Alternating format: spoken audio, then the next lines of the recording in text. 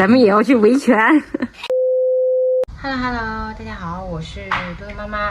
新车买回来才这么短的时间，好像就出问题了。这两天呢，多多爸爸跟我说，他在网上看到4月、5月、6月、7月这几个月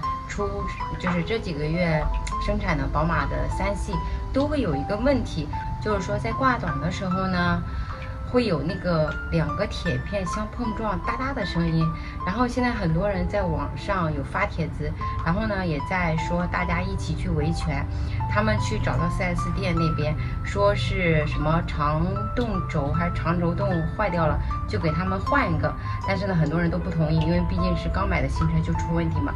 所以现在他们就是说想要让再换一辆新的车，但多多爸爸说肯定不可能。他觉得呢，我们的车也有点问题，所以等会儿我们要下去再去听一下，你们也帮忙听一下看一下。然后呢，多多爸爸说是4月份生产的呢，会相对来说有这个问题会比较少一点。我们的车呢就是4月份产的车，3月份之前呢就没有这个问题。哎，我真的发现就是这些车厂商就不能好好做吗？为什么老是出些有的没的的问题？就确实挺糟心的。你说要是真的有问题怎么整？人家又不给你换，就等于说买回来就是一个问题车，就很烦。吃不吃西瓜？没有在吃。我和他都吃完了。哎，我们的车是什么时候买的？5月、6月，我都忘了。7月份吗？这车吗？嗯。6月20，是买了1个月了。有1个月啦。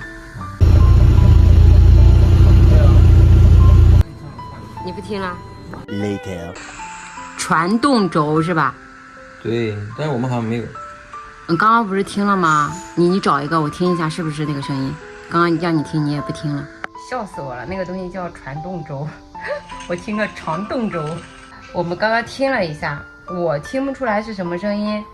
多多爸爸说等让他去听，他也不听。他说等他上班的时候去他们公司那边听一下，因为说我们楼下停车库太吵了。他给我找一找，让我听一听是不是这个声音。因为我刚刚他波动的时候确实听到一个声音，但我不知道是不是。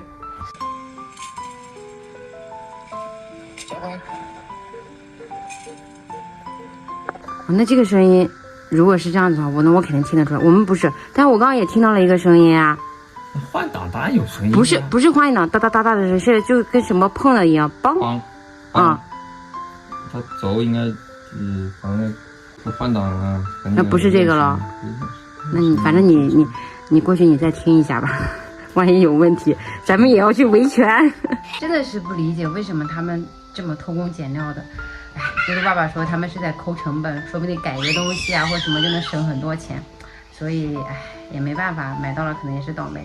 说现在网上都闹翻了，我都没有去了解。啊，我们这个应该不是那个声音，但确实也有声音，反正让他再确认一下吧。我是对这块太不敏感，完全听不太出来的。